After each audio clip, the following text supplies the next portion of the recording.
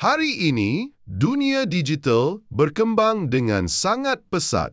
Kita boleh berhubung, berkongsi dan berkomunikasi dengan sesiapa sahaja hanya melalui skrin telefon. Namun, di sebalik kemudahan ini, terdapat satu masalah yang semakin serius, iaitu pembulian siber.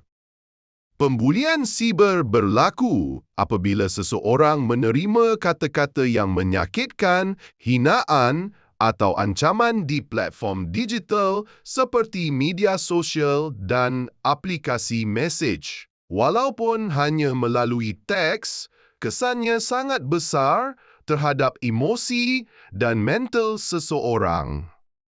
Ramai mangsa menjadi tertekan, hilang keyakinan diri, dan dalam kes tertentu, ia boleh memberi kesan yang lebih serius terhadap kehidupan mereka. Untuk menangani masalah ini, diperkenalkan satu sistem inovatif, iaitu SAFE, Stop Abuse for Everyone. SAFE ialah aplikasi keselamatan digital yang direka untuk mengesan dan merekod pembulian siber secara automatik. Ia boleh dipasang sebagai aplikasi atau extension dalam peranti seperti telefon dan komputer.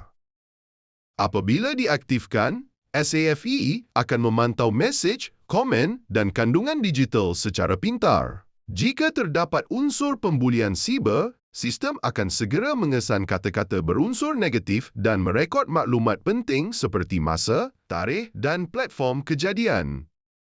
Selepas itu, sistem akan menghantar notifikasi kepada dua pihak. Pengguna akan menerima amaran bahawa pembulian telah dikesan bersama maklumat ringkas tentang kandungan tersebut. Pada masa yang sama, moderator akan menerima laporan penuh untuk tujuan semakan dan tindakan lanjut. Moderator akan menyemak setiap kes yang diterima. Jika kes tersebut serius, ia boleh dirujuk kepada pihak berkuasa seperti Polis Diraja Malaysia dan Kementerian Komunikasi Malaysia untuk tindakan lanjut. SAFE juga menitik beratkan privasi pengguna. Semua data hanya dikumpulkan dengan kebenaran pengguna dan pengguna boleh mengawal atau menarik balik kebenaran pada bila-bila masa. Akhirnya, SAFE bukan sekadar aplikasi tetapi satu langkah untuk mewujudkan dunia digital yang lebih selamat, lebih prihatin dan lebih bertanggungjawab. Kerana setiap orang berhak untuk selamat di dunia digital.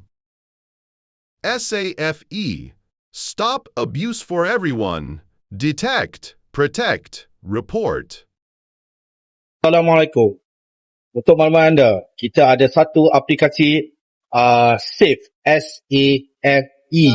Aplikasi SAFE ini dibina dan dirangka sebagai satu elemen untuk mengesat buli cyber. Dengan aplikasi SAFE ini, kita dapat mengesan buli cyber dalam internet. Untuk selamatkan diri anda daripada dibuli di internet, SAFE adalah jawapannya.